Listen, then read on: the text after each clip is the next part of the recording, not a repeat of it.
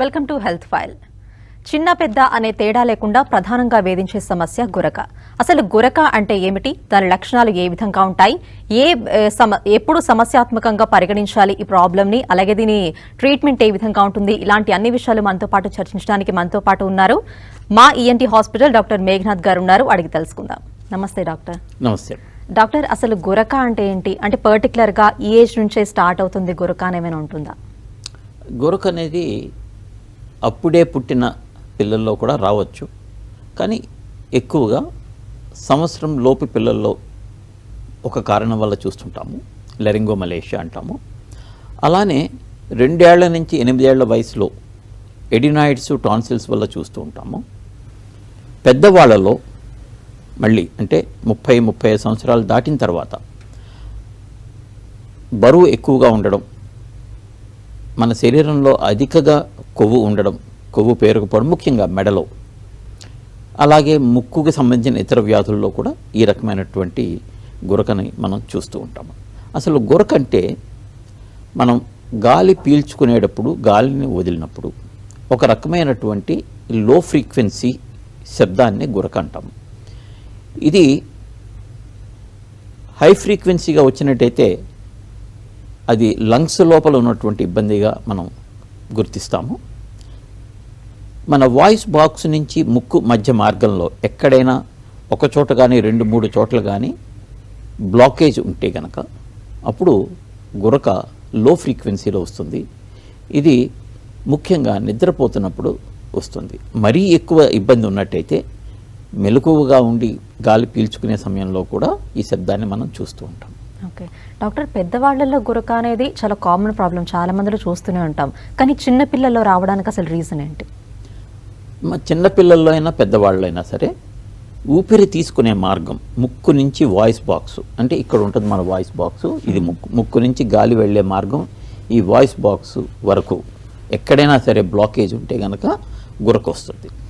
అయితే మామూలుగా ముక్కు లోపల ఉండే బ్లాకేజ్ వల్ల గురక లేదా సౌండ్ ఇంచుమించుగా పగలు రాత్రి నిద్రపోయటంలో కూడా ఎంతో కొంత అనేది ఉంటుంది. నిద్రపోతున్నప్పుడు ముఖ్యంగా మన మెడ లోపల ఉన్నటువంటి కండరాల్లో కొంత శక్తి తగ్గడం వల్ల నిద్రలో మన కండరాలన్నీ కొద్దిగా రిలాక్స్ అవుతాయి. అలా రిలాక్స్ అయినప్పుడు మెడ లోపల ఉన్నటువంటి గాలి మార్గాన్ని ఓపెన్ చేసి ఉంచేటువంటి కండరాలు కూడా రిలాక్స్ అయినప్పుడు కొంత బ్లాకేజ్ అయ్యి ఈ గురక అనేది వస్తుంది. ఈ గురక సాధారణంగా 1-2 స్టేజ్ల్లో, స్లీప్ స్టేజెస్లో తక్కువగా ఉంటుంది. డీప్ స్టేజ్లోకి వెళ్ళినప్పుడు గురక శబ్దం ఎక్కువగా ఉంటుంది. అయితే గురక స్థాయి పెరుగుతున్న కొద్దీ గురక మొదటి 2 స్టేజెస్లో కూడా గురక రావచ్చు. ఓకే, అండ్ సైనస్కి ఈ గురకకి ఏమైనా సంబంధం ఉంటుందా? ఉంటే ఎలా ఉంటుంది? ఉంటుందండి. అంటే ఇందాక మనం చెప్పుకున్నాం కదండి, ముక్కు నుంచి మన వాయిస్ బాక్స్ మధ్యలో ఎక్కడ బ్లాకేజ్ ఉన్నా గురక రావచ్చు. ముక్కు లోపల ఎముక వంకరున్న సైనస్ వల్ల ముక్కు లోపల కండరాలు వ్యాకోచించి గాలి తీసుకునే మార్గం చిన్నదైనా, ఒకవేళ సైనస్ వల్ల పాలిప్స్ వేరే రకమైనటువంటి కంతులు వల్ల ముక్కు బ్లాక్ అయినా సరే కూడా మనకి గురక రావచ్చు. ఓకే, అంటే మామూలుగా జలుబు చేసినప్పుడు కూడా కొంతమందికి బ్రీతింగ్ ప్రాబ్లం వచ్చి, అంటే హెవీగా బ్రీత్ చేసేటప్పుడు కూడా ఒక రకమైన సౌండ్ వస్తూ ఉంటుంది, పిల్లల్లో కానీ పెద్దవాళ్ళలో కానీ. సో ఆ సౌండ్కి ఈ గురక దానికి ఎలా డిఫరెన్షియేట్ చేసుకోవాలి? అంటే జలుబు చేసినప్పుడు ఒకవేళ సౌండ్ వచ్చినా సరే జలుబు తగ్గిన వెంటనే అది తగ్గిపోతుంది. సో ఆ విధంగా మనం దాన్ని అర్థం చేసుకోవచ్చు. అలా కాకుండా జలుబు లేనప్పుడు కూడా గురక వస్తూ ఉంటే అది వేరే రకమైన ఇబ్బంది. ఇందాక మనం చెప్పుకున్నట్టు ముక్కు లోపల ఎముక వంకర ఉండడం, ముక్కు లోపల పాలిప్స్, సైనస్ వల్ల ముక్కు లోపల ఉన్నటువంటి కండలు వ్యాకోచం చెంది ముక్కు బ్లాక్ అవ్వడం, ముక్కు వెనకాతల ఎడినాయిడ్స్ అనే గ్రంథులు వాయడం వల్ల నోటి లోపల టాన్సిల్స్ పెద్దవయ్యి మనం గాలి తీసుకునే మార్గం చిన్నదవ్వడం, అలానే మన నాలిక మందం పెరిగినందువల్ల ఎపిగ్లాటిస్ అనే ఒక అవయవం ఉంటుంది మనకి. మన వాయిస్ బాక్స్ని ఒక మూతలాగా కప్పేటువంటి ఒక పార్ట్ అది. కొంతమందిలో జన్మతః ఈ ఎపిగ్లాటిస్ అనేది పెద్దదిగా ఉండి గాలి తీసుకునే మార్గాన్ని బ్లాక్ చేస్తుంటుంది. ఈ అన్ని కారణాల వల్ల గురక రావచ్చు. అయితే ఇంకొక కారణం ఏంటంటే మెడ లోపల కొవ్వు ఎక్కువగా ఉన్నప్పుడు దానివల్ల మనం గాలి తీసుకునే మార్గం కొద్దిగా సన్నబడ్డం వల్ల కూడా గురక రావచ్చు.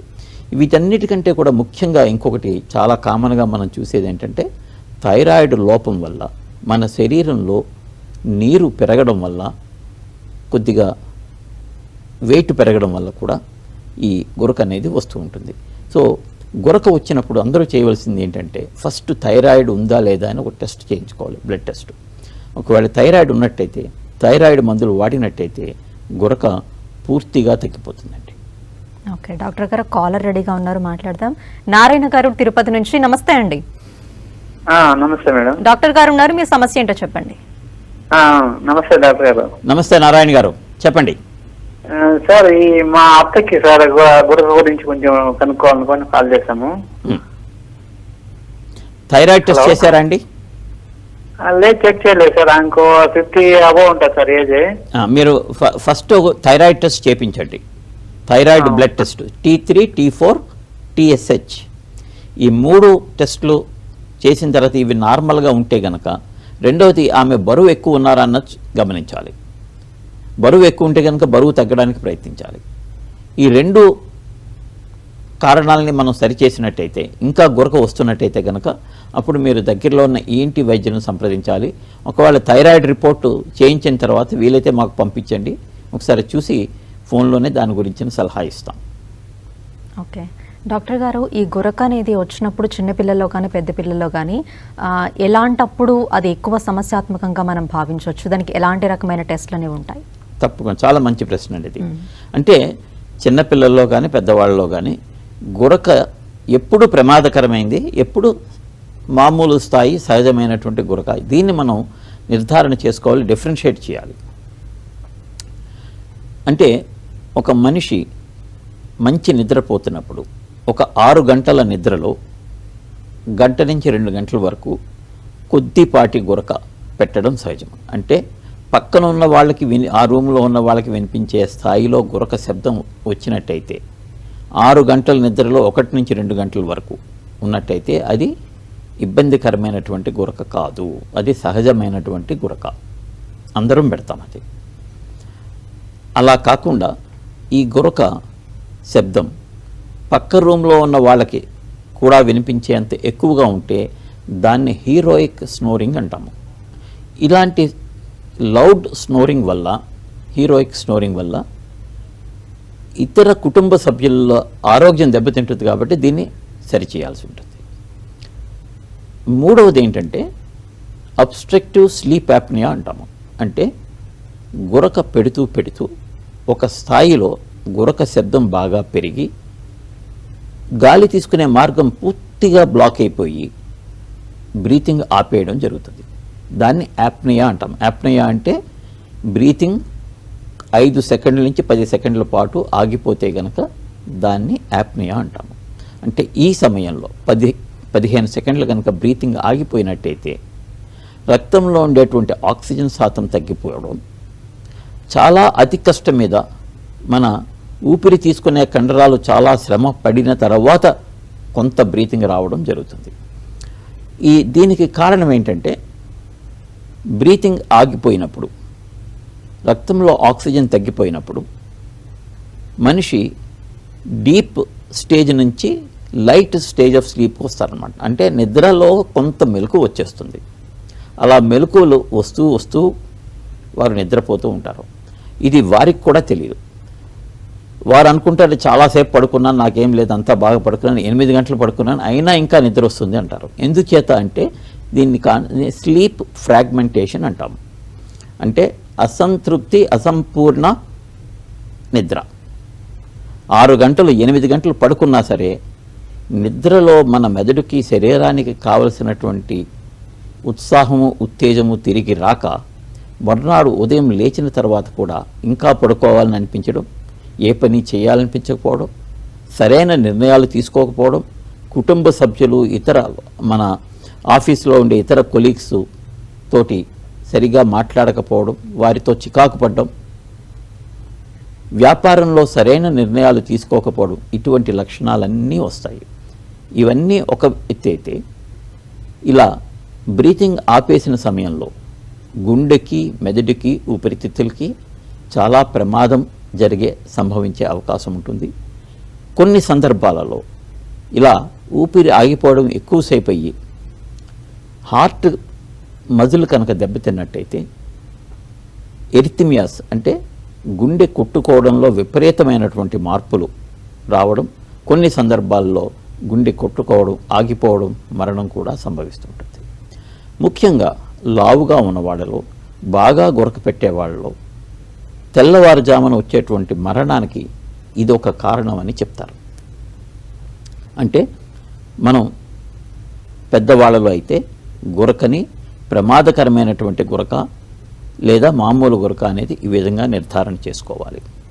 అదే చిన్నపిల్లల్లో అయితే వారు పడుకున్న 6 గంటల్లో గంట సేపు మించి గురక పెడుతున్నా, చాలా ఎక్కువగా గురక పెడుతున్నా సరే, లేదా గురక పెడుతూ వారు పడుకున్న మంచం మీద అటు ఇటు తిరుగుతూ సరైన నిద్రకు పోకపోయినట్టయితే గనక అది ప్రమాదకరమైనటువంటి గురకగా అనుకుంటాం.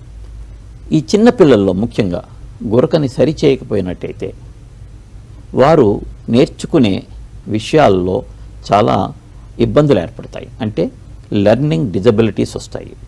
అంచేత స్కూల్ పెర్ఫార్మెన్స్ చాలా తగ్గిపోవడం, వాళ్ళ తెలివితేటలు తగ్గిపోవడం వంటి చాలా ఇబ్బందుల్ని మనం చూస్తూ ఉంటాం.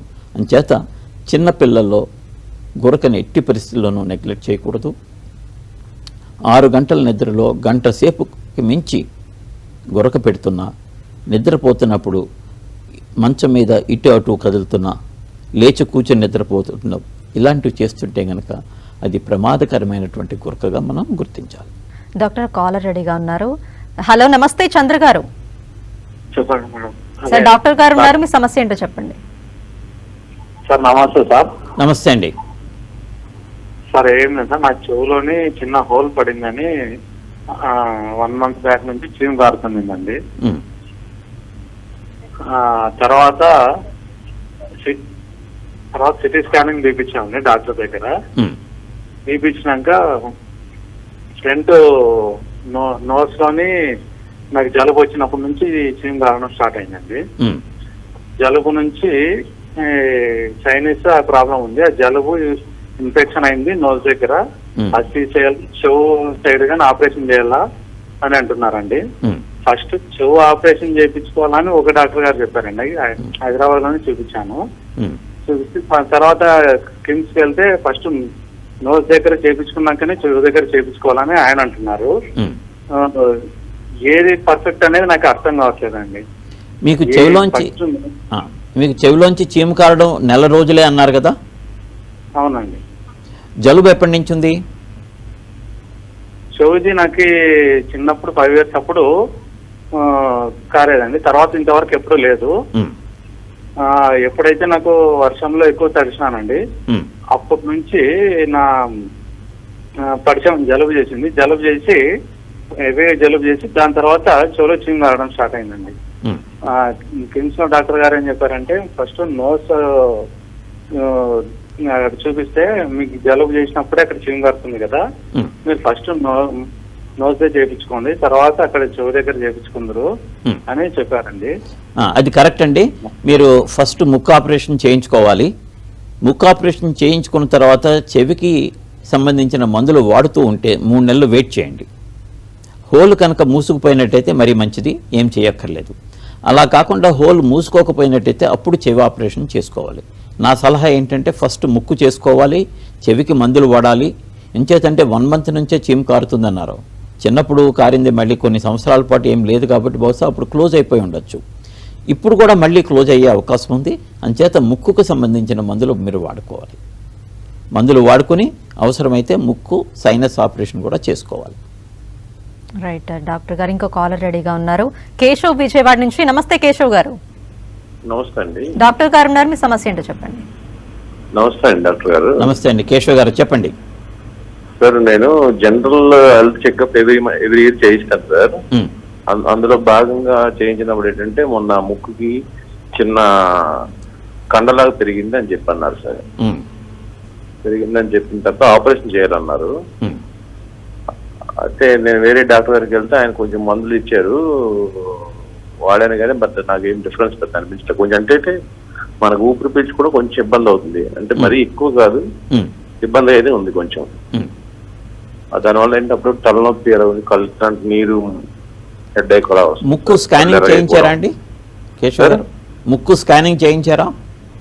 ఓన్లీ ఎక్స్రే చేయించారు సార్. అప్పుడు అదే జనరల్ చెకప్ లోనే ఎక్స్రే చేయించారు, స్కానింగ్ ఏం చేయించారు.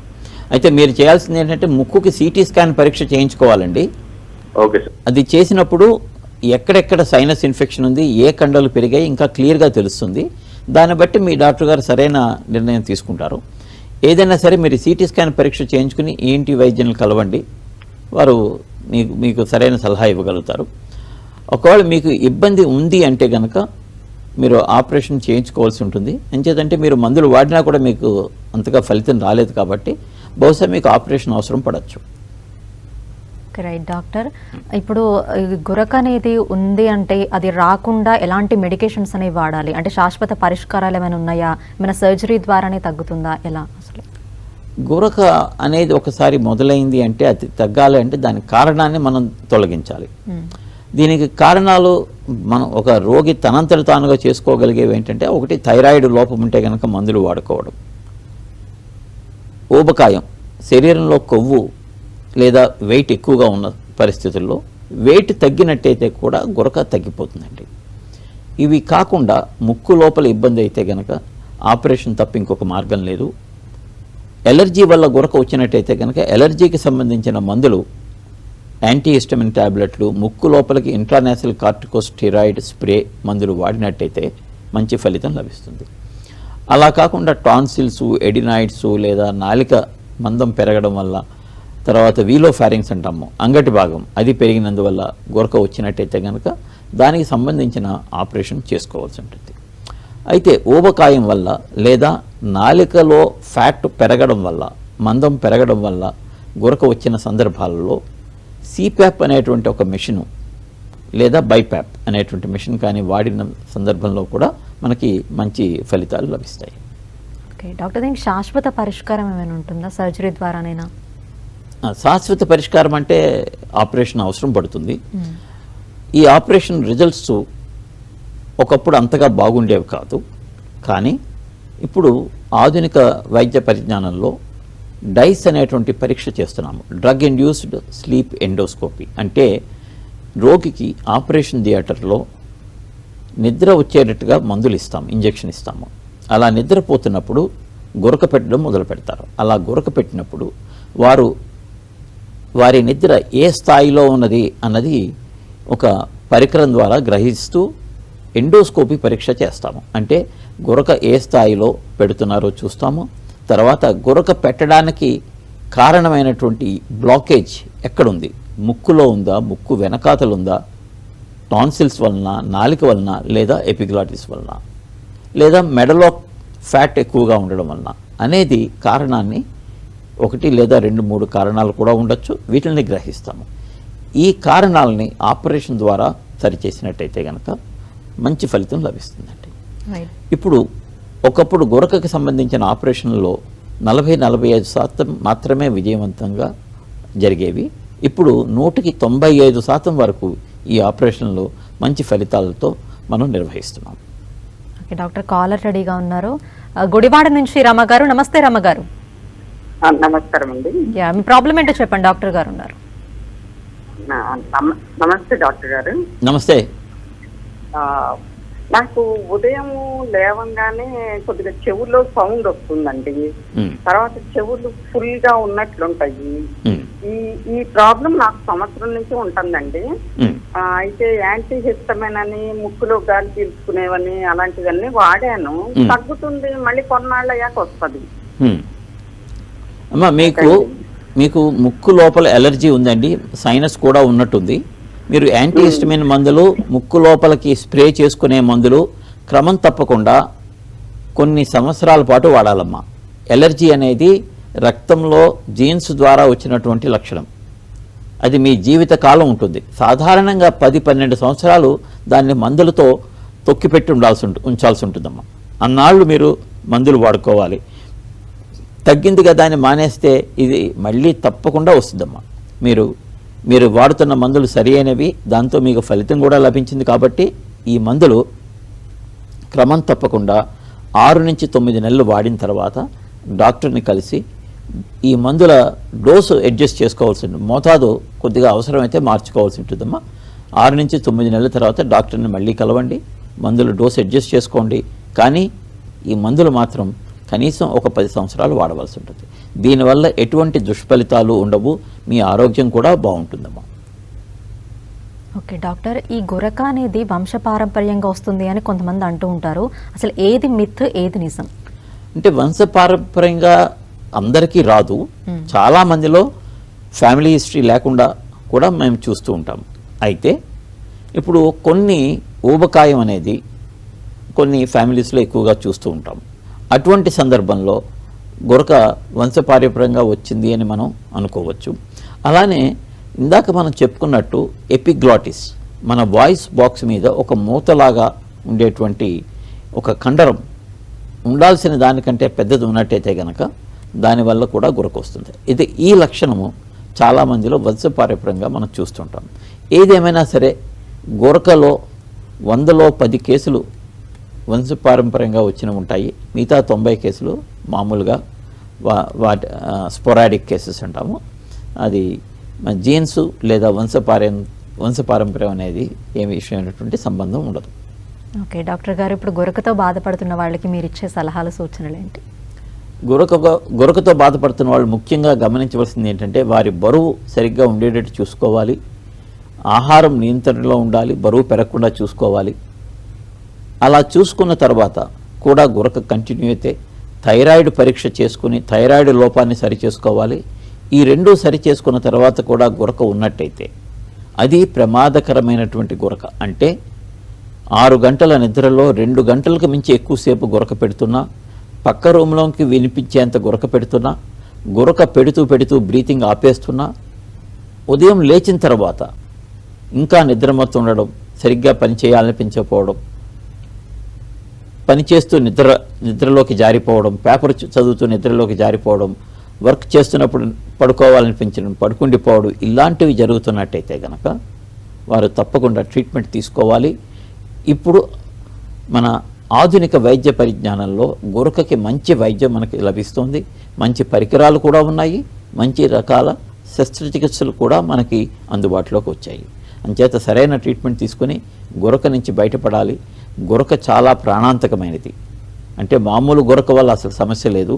అలా కాకుండా అబ్స్ట్రక్టివ్ స్లీప్ యాప్నియా అయితే అది మన హార్ట్కి, మెదడుకి, ఊపిరితిత్తులకి కూడా డ్యామేజ్ కలుగు చేసేటువంటి అవకాశం ఉంటుంది. కాబట్టి దీని నుంచి జాగ్రత్తగా ఉండాలి. Okay, thank you so much doctor గారు. అసలు గురక అంటే ఏంటి, దాని లక్షణాలు, ట్రీట్మెంట్ ఏ విధంగా ఉంటాయి అనేవి చాలా చక్కగా వివరించారు. Thank you so much. Thank you. ఇది వాటి health file. Keep watching TV5.